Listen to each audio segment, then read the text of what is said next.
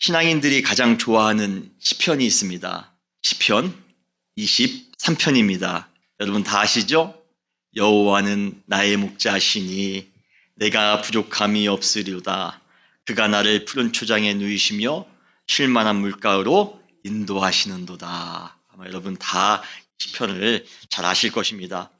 이 시를 읽을 때마다 우리는 말할 수 없는 안정감과 평안함을 느낄 수가 있습니다. 넓은 호수가 있고 초목이 넓게 펼쳐진 그곳에 양들이 한가로이 풀을 먹고 있는 한 폭의 그림 같은 곳, 그러한 곳이 우리는 연상이 되어집니다. 아마 대부분의 사람들이 이 시편을 좋아하는 이유도 그러한 안정감, 그러한 평안함이 우리 가운데 올 것이라는 믿음 때문에 우리는 이 시편을 좋아하지 않나 생각합니다.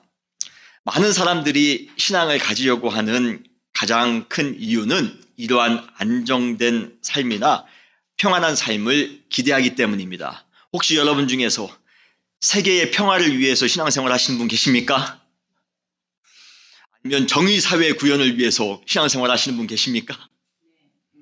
할렐루야.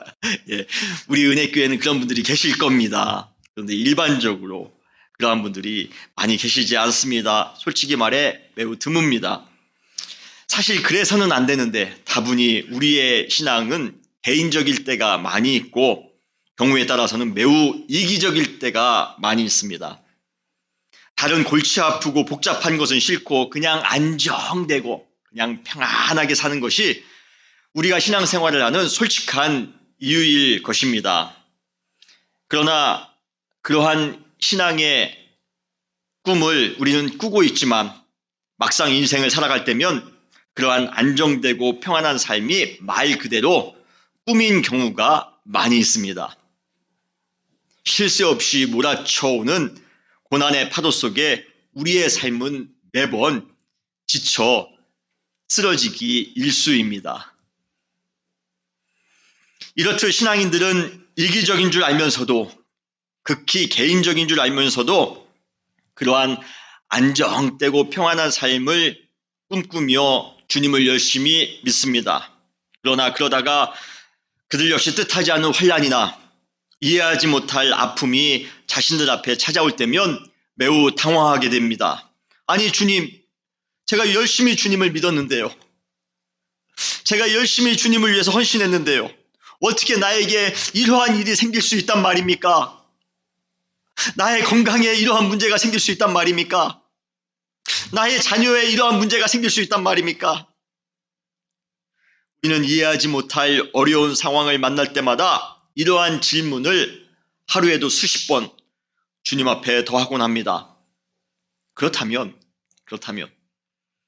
인내를 요구하는 신앙과 고난을 요구하는 현실 속에서 신앙인으로, 하나님의 자녀로, 하나님의 백성으로, 크리스찬으로 살아간다는 것은 무슨 의미입니까? 인내를 요구하는 신앙과 고난이 항상 요구되어지는 현실 속에서 신앙인으로 살아간다는 것은 도대체 무슨 의미입니까? 시편 오늘 본문 22편은 크게 두 부분으로 나눌 수가 있습니다. 첫 번째 부분에서는 신앙의 영웅인 다윗이 인생 최고의 시련을 만납니다. 그 시련 중에서 신앙의 외주를 겨우 붙잡고 애타게 간구하는 모습을 아주 실감난 은유로 표현하고 있습니다. 그것이 오늘 본문 1절로부터 우리가 읽은 21절까지가 첫 번째 부분입니다. 그러나 곧 그는 앞으로 자신에게 이루어질 승리에 대한 확신으로 인해 주님을 찬양할 수밖에 없는 사람으로 변화됩니다. 그 내용이 22절로 31절에 나옵니다. 이것이 바로 두 번째 부분입니다. 고난 가운데 있지만, 고통 가운데 있지만, 어려움 가운데 있지만 그래도 찬양한다는 것, 그래도 주님을 찬양하며 살겠다는 것, 이것이 오늘 이 시의 주된 주제인 것입니다. 고통 가운데 있지만 잘 나가서 찬양하는 것은 누구든 할 수 있습니다.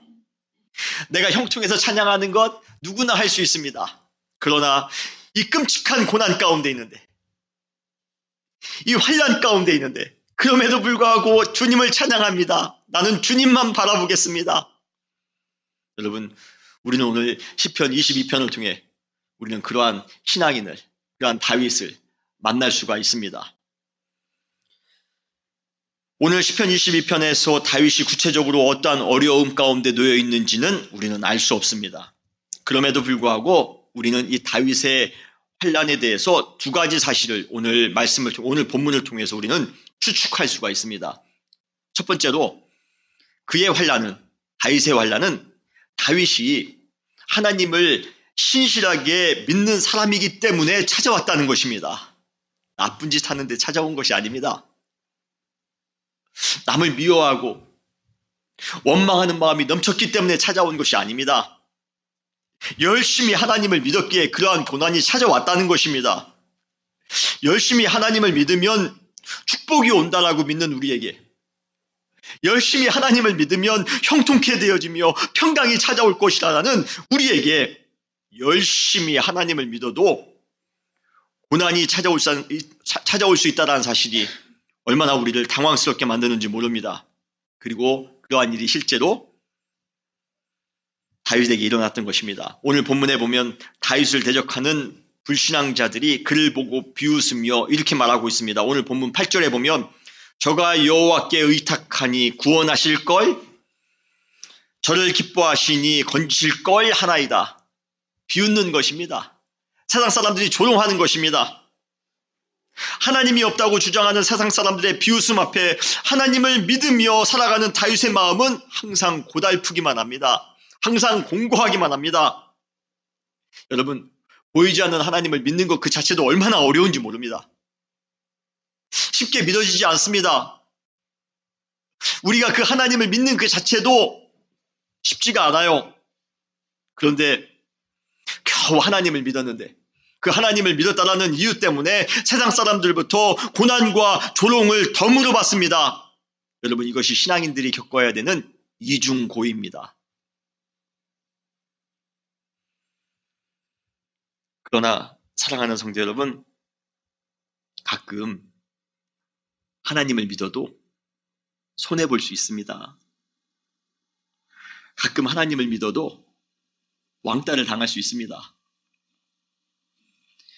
하나님을 믿으면 무조건 축복이 온다고요? 우리의 삶이 정말 형통케 되어진다고요? 무조건 잘 된다고요? 여러분, 그러면 그거 이단일 수 있습니다. 하나님을 믿어도 사람들에게 비웃음거리가 될 수 있습니다. 그렇다면 그 이유가 무엇일까요? 왜 우리가 하나님을 믿는데 고난이 찾아오는 것입니까?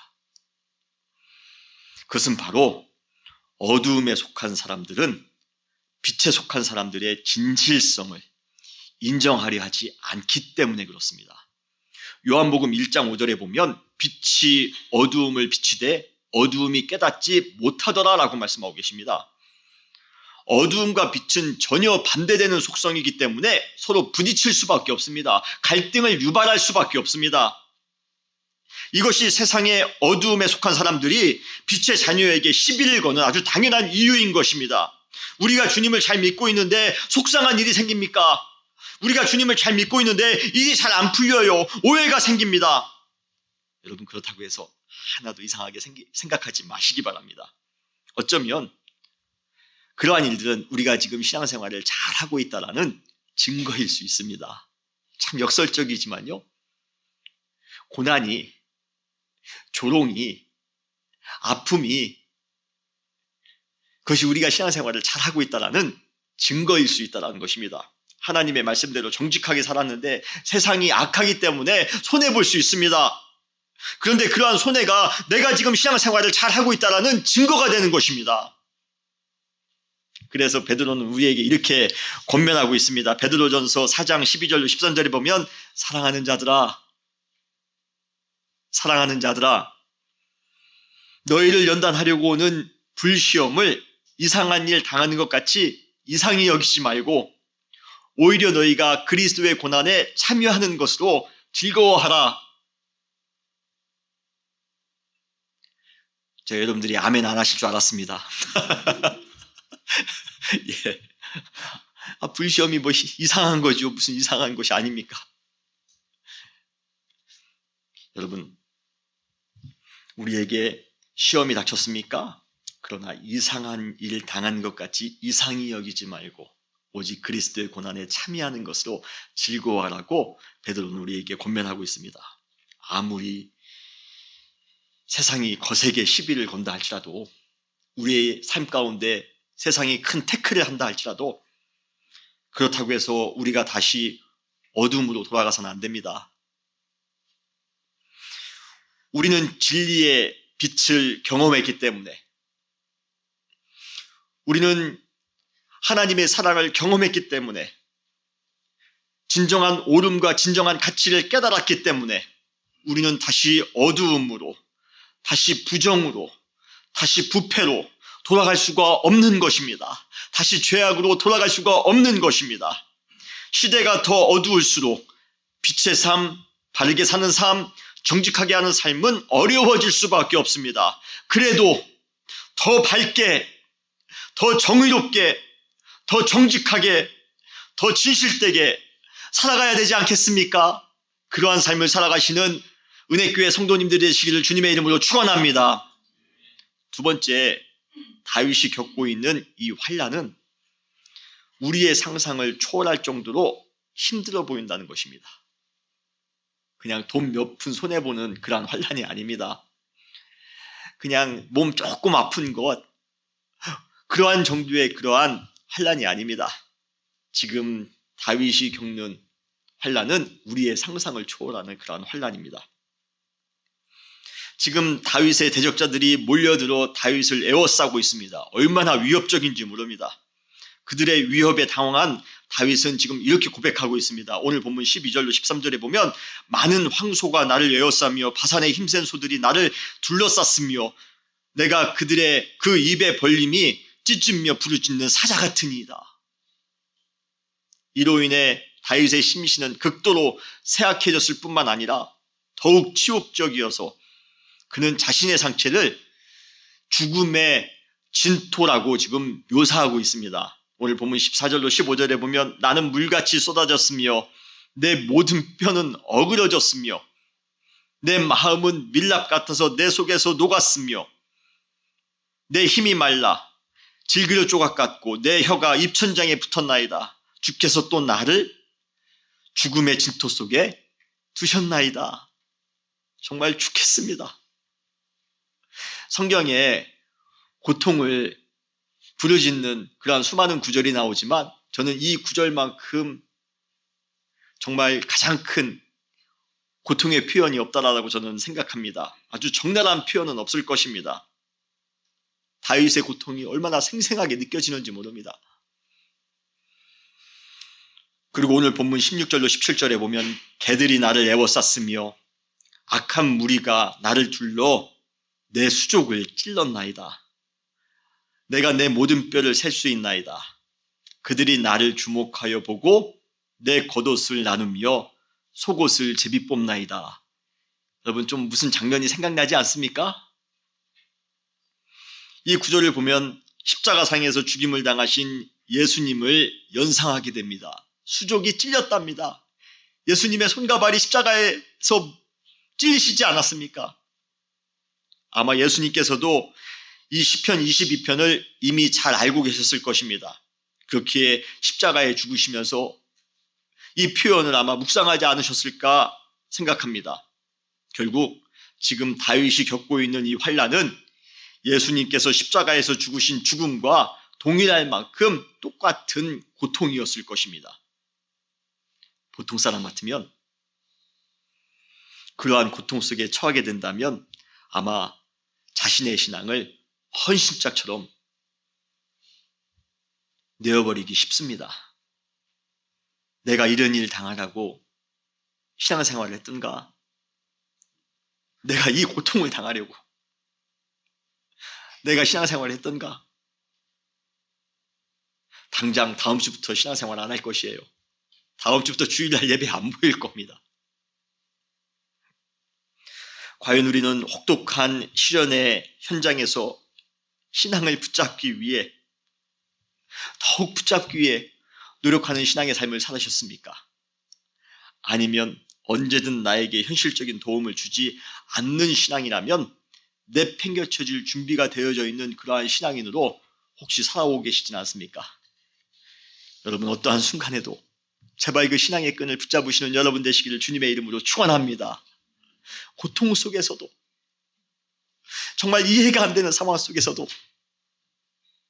억울하게 당하는 상황 속에서도 주님의 십자가 기억하며 또 한 번 믿음으로 찬양하는 여러분 되시기를 주님의 이름으로 축원합니다.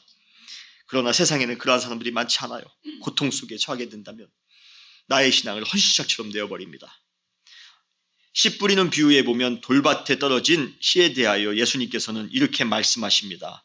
마가복음 4장 16절로 17절에 보면 이와 같이 돌밭에 뿌리었다는 것은 이것이니 곧 말씀을 들을 때에 즉시 기쁨으로 받으나 그곳에 뿌리가 없어 잠깐 견디다가 말씀을 인하여 환난이나 핍박이 일어나는 때에 곧 넘어지는 자요. 아무런 일이 없을 때는 신앙생활 말씀 들으며 열심히 신앙생활합니다. 그러나 말씀으로 인하여 환난이나 핍박이 일어나는 때에 조금이라도 하나님의 말씀대로 살아가는 것이 우리에게 환난이 되거나 우리에게 핍박이 일어나는 그러한 이유가 된다면 언제든지 신앙을 버릴 준비가 되어져 있다는 것이에요. 우리 주변에는 이러한 돌밭 신앙인들이 얼마나 많이 있는지 모릅니다. 조그만한 환난에 신앙은 아무것도 아닌 것처럼 맥없이 무너질 때가 많이 있어요. 그러나 다윗은 그러한 말도 안 되는 고난 속에서, 그것도 자기의 잘못으로 인해 주어진 고난이 아닌데도 불구하고 오히려 하나님께 진정한 신앙 고백을 하고 있습니다. 그 어려움 속에서 주님을 찾고 있습니다. 오늘 3절에 이렇게 고백합니다. 이스라엘의 찬송 중에 거하시는 주요, 주는 거룩하시니이다. 주는 거룩하시니이다. 이렇듯 큰 환난 속에서도 신앙 고백을 통해 주님만을 바라보며 이겨내려고 하는 다윗의 몸부림을 통해 우리는 또 한 번 신앙의 큰 도전을 받게 됩니다. 여러분, 다윗과 같이 어떠한 상황 속에서도, 어떠한 환경 속에서도 주님을 부르짖는, 주님을 찾는 여러분들 되시기를 주님의 이름으로 축원합니다. 그러나 그러한 다윗의 신앙에 문제가 생기기 시작합니다. 그의 신앙이 한계점에 다다른 것입니다. 우리도 그렇잖아요. 몇 번은 우리가 또 한 번 참고 몇 번은 이겨낼 수 있습니다만 어느 순간에 도달하면 참 어려울 때가 있어요. 신앙생활이 참 어려울 때가 있습니다. 아마 다윗에게도 그러한 상황이 찾아왔나 봅니다. 그렇다면 언제 그에게 그러한 신앙의 한계점이 온 것입니까? 치욕적인 사람들의 비방과 조롱 때문일까요? 그 조롱과 비방 소리를 듣고 신앙의 한계점을 느낀 것일까요? 참을 수 없는 육신의 질병과 상처 때문일까요? 자신의 가족에 아주 치명적인 아픔이 생겼기 때문입니까? 다윗에게 있어서 신앙인으로 살아가면서 그러한 외적인 환난보다도 그를 더욱더 고통스럽게 한 것이 있습니다. 다윗의 최고의 그러한 아픔, 그 아픔이 무엇입니까? 바로 하나님으로부터의 소외감입니다. 하나님으로부터의 소외감입니다. 아무리 어렵고 힘든 환경에 내가 있다 할지라도 하나님께서 나와 함께 하신다라는 응답만 있다면 내가 충분히 이겨낼 수 있으련만 하나님께서는 그러한 그 상황 속에서도 아주 무겁게 침묵만 하십니다. 하나님께서는 어떠한 응답도 하지 아니하시고 깊은 침묵으로 지금 계시다라는 것이에요. 이러한 하나님의 긴 침묵에 아브라함도 큰 실수를 했고 선지자 이사야는 죽기를 구하기도 했습니다. 우리의 신앙도 하나님의 묵직한 침묵 앞에서 빠른 속도로 회의감에 빠져듭니다. 신앙의 한계점에 도달한 다윗이 아주 토해내듯 부르짖는 기도, 여러분 이 기도 소리를 한번 들어보시지 않으렵니까? 한계점에 다다른, 신앙의 한계점에 다다른, 고통의 한계점에 다다른 그 다윗이 지금 하나님 앞에 부르짖고 있습니다. 그것이 바로 1절입니다. 내 하나님이여, 내 하나님이여, 어찌 나를 버리셨나이까? 어찌 나를 멀리하여 돕지 아니하시오며 내 신음소리를 듣지 아니하시나이까? 나의 하나님, 왜 나를 버리시나이까? 나의 하나님, 왜 나를 멀리하십니까? 내가 지금 너무 소외감을 느낍니다. 주님, 내가 이러한 외적인 아픔 참을 수 있습니다. 세상 사람들의 조롱 참을 수 있습니다. 건강의 문제도 참을 수가 있습니다. 외적인 그러한 박해 참을 수 있습니다. 억울한 거 참을 수 있습니다. 그런데 이것만큼은 도저히 참을 수가 없습니다. 주님이 멀리 있는 것처럼 느껴지는 것은 도저히 참을 수가 없습니다. 주님이 나를 버리시는 것과 같은 그 느낌은 정말 참을 수가 없습니다. 주님이 나를 멀리 하시는 것 정말 도저히 참을 수가 없어요. 내 하나님이요, 내 하나님이요, 어찌하여 나를 버리셨나이까? 어찌하여 나를 멀리하여 돕지 아니하시나이까? 내 신음소리를 왜 듣지 아니하시나이까? 예수님께서 겪으신 고난 중에 가장 큰 고난이 십자가에서 온몸이 찢기시며 피와 물을 흘리신 것이라고요? 예, 십자가에서 몸이 찢기시는 것, 그것도 큰 고통이죠. 그렇지만 예수님에게 있어서 더 큰 고통이 있었습니다. 그것은 십자가에서 죽어가는 자신을 외면하셨던 하나님의 침묵입니다. 그래서 예수님께서도 십자가상에서 고통스럽게 부르짖었던 것입니다. 마태복음 27장 46절에 보면 엘리, 엘리, 라마 사박다니, 나의 하나님, 나의 하나님, 어찌하여 나를 버리셨나이까? 이 예수님의 기도는 오늘 본문 시편 22편 1절에서 다윗이 인생의 최고의 시련 속에서 부르짖었던 그 기도와 토시 하나 틀리지 않고 동일합니다. 엘리 엘리 라마 사박다니는 히브리어입니다. 시편 22편 1절을 그대로 예수님께서 암송하신 것입니다. 결국 이 세상에서 가장 큰 고통은 우리의 그 애탄 부르짖음에도, 우리의 신음소리에도 듣지 아니하시고 철저하게 외면하시는 것 같은 하나님의 침묵입니다. 하나님과의 그 거리감입니다. 이렇게 신앙인은 하나님을 향한 그 신앙의 고백과 하나님과의 그 거리감 사이에서 심각한 신앙의 갈등을 하게 되어 있습니다. 나는 하나님을 이렇게 부르짖고 있는데 왜 하나님은 왜 나를 이렇게 멀리 하시는 것 같이 느껴질까? 정말로 하나님은 나를 멀리 떠나신 것일까? 하나님은 정말 나를 진정으로 외면한 것일까? 그분은 왜 이렇게 무겁게 침묵하는 것일까? 나는 지금 힘들어 죽겠는데, 나는 지금 어려워 죽겠는데 왜 주님은 침묵하고 계십니까? 왜 멀리 떠나 계십니까? 여러분, 진정한 신앙인은 이러한 고백을 신앙생활 중에 할 때가 있습니다. 그러나 다윗의 신앙의 위력, 다윗의 신앙의 위대함은 바로 이 지점에서부터 시작되어집니다. 하나님과의 소외감을 느끼는 이러한 상황 속에서조차도, 하나님의 임재하심을 전혀 느끼지 못하는 그러한 상황 속에서조차도 끝까지 주님을 갈망하기 때문입니다.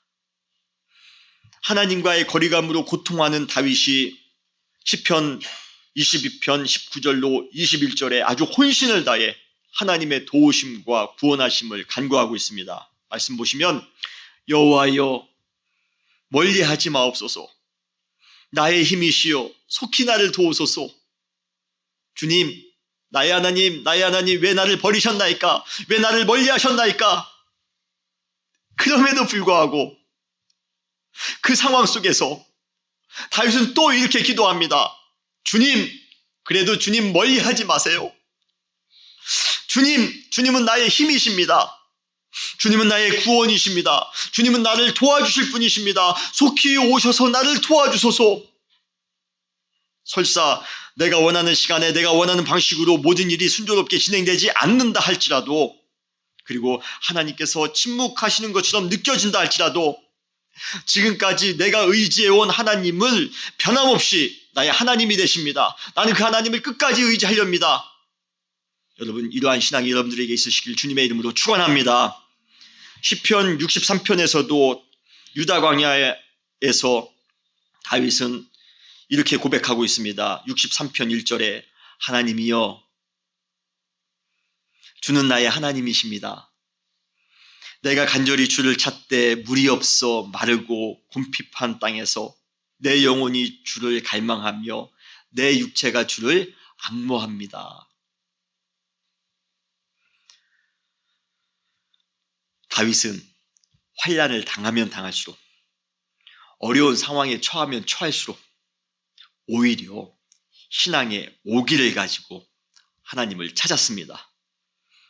하나님이시여, 내가 지금 아무리 어렵다 할지라도, 내가 지금 아무리 곤고한 상황 가운데 처해 있다 할지라도, 내가 지금 물이 없어 마르고 곰핍한 땅에 내가 있다 할지라도, 그래도 하나님은 나의 하나님이십니다. 나의 도움이십니다. 나를 인도하시는 분이십니다. 그는 더욱더 하나님을 의지했던 것입니다. 여러분, 신앙은 이러한 오기가 필요합니다. 어려운 일이 생겼습니까? 신앙을 멀리하거나 하나님을 떠나는 것이 아니라, 그래, 내가 이러한 어려움이 생겼는데 내가 더 악착같이 새벽에 나가 기도해야지. 내가 밤새도록 철야하며 기도해야지. 내가 더 하나님의 말씀대로 살아야지. 여러분, 이러한 신앙의 오기를 갖고 살아가시는 여러분 되시기를 주님의 이름으로 축원합니다.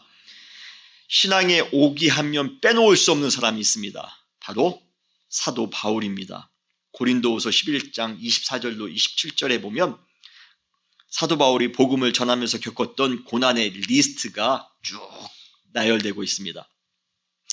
유대인들에게 40에서 하나 감한 매를 5번 맞았으며 39대를 5번 맞았다는 것입니다.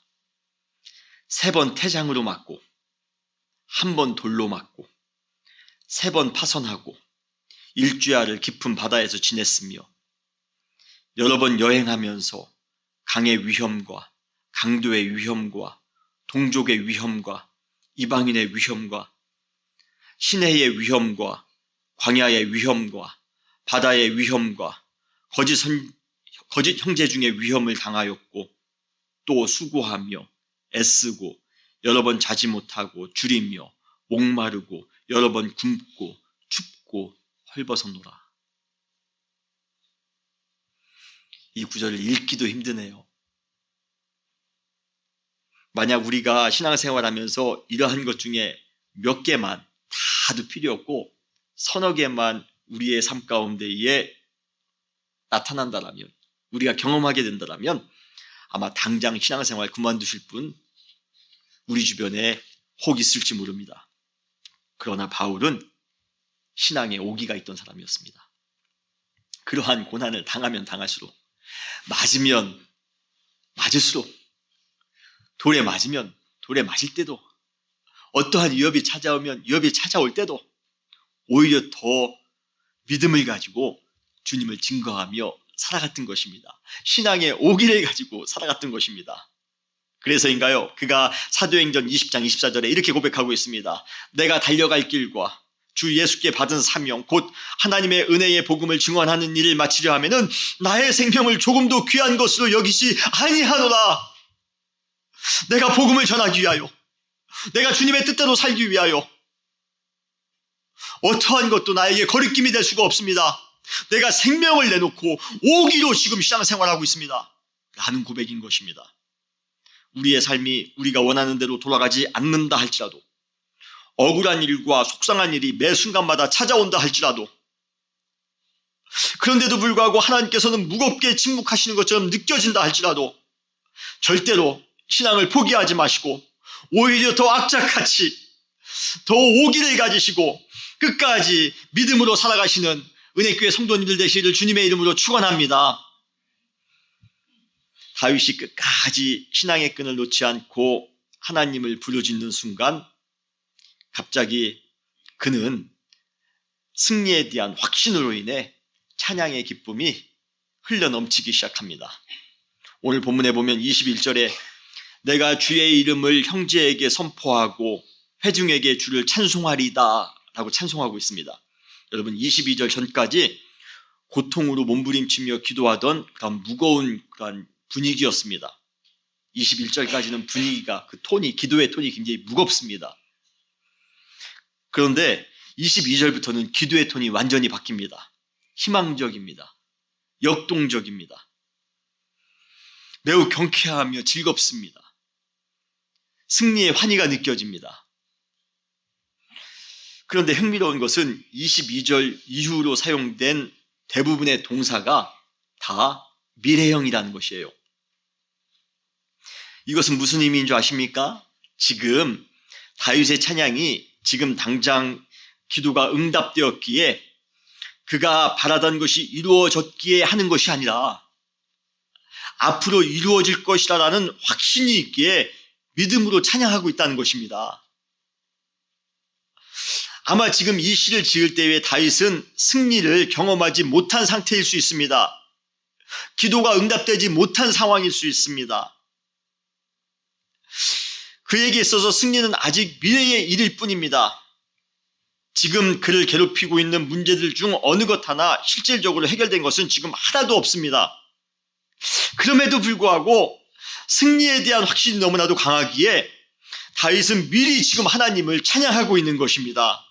하나님께서 하실 구원의 일을 미리 찬양으로 선포하고 있는 것입니다. 주님께서 반드시 나의 이 문제를 해결해 주실 것이야. 가까운 미래 가운데에 주님께서 이 문제 가운데서 나를 건져주실 것이야. 그는 그러한 믿음이 있기에 그는 지금 찬양을 하고 있는 것입니다. 여러분 삶 가운데 고민이 있습니까? 여러분 삶 가운데 어려움이 있습니까? 그럼에도 불구하고 고난 속에서도 주님을 찬양하며 살아가시는 여러분 되시기를 주님의 이름으로 축원합니다. 이러한 확신이 생긴 순간 다윗에게는 더 이상 그 하나님은 멀리 떨어져 침묵하신 하나님이 아니십니다. 이러한 확신이 생긴 이후로부터 하나님은 곤고한 자의 곤고를 멸시하지 아니하시는 하나님이 됩니다. 그리고 그의 얼굴을 숨기지 아니하시고 그의 부르짖음, 나의 부르짖음을 들으시는 하나님이 되십니다. 오늘 본문에 보면 24절에 그는 곤고한 자의 곤고를 멸시하거나 싫어하지 아니하시며 그의 얼굴을 그에게서 숨기지 아니하시고 그가 울부짖을 때에 들으셨도다. 할렐루야. 신앙생활을 하다 보면 전혀 하나님이 나와 함께 하지 않는 것처럼 느껴지는 그러한 때가 있습니다. 나는 분명히 어렵고 곤고하고 답답한데 하나님은 그러한 나를 돌아보지 아니하시는 것처럼 느껴지는 때가 있습니다. 그래서요. 하나님이 안 계십니까? 내가 잘 나가고 형통하게 되면 축복이 넘치고 근심 걱정이 없으면 하나님이 계신 것이고 내가 힘들고 고달프고 속상하면 하나님은 안 계신 것입니까? 아닙니다. 내가 어떠한 상황에 처해 있든지 하나님은 항상 동일하신 나의 하나님이십니다. 그분은 공고한 자의 공고를 멸시하지 아니하시며 상처받고 멸시받은 자들의 마음을 멸시하지 아니하시는 그들에게 결탄코 그 얼굴을 숨기지 아니하시는 하나님이십니다. 그분은 우리의 부르짖음과 우리의 신음소리마저도 하나도 빠뜨리지 않고 들으시는 분이십니다. 그러한 주님의 은혜의 구원의 은혜를 믿음으로 확신함으로 뜨거운 찬양의 기쁨을 회복하시는 여러분 되시기를 주님의 이름으로 축원합니다. 고난 중에서도 찬양하시는 여러분 되시기를 바랍니다. 어떠한 삶 가운데에도 주님, 제가 주님을 찬양하며 살겠습니다. 주님께만 영광을 돌리며 살겠습니다. 그러한 신앙의 뜨거움이 우리 은혜교회 사랑하는 모든 성도님들에게 넘치시길 주님의 이름으로 축원합니다. 다시 기도하시겠습니다.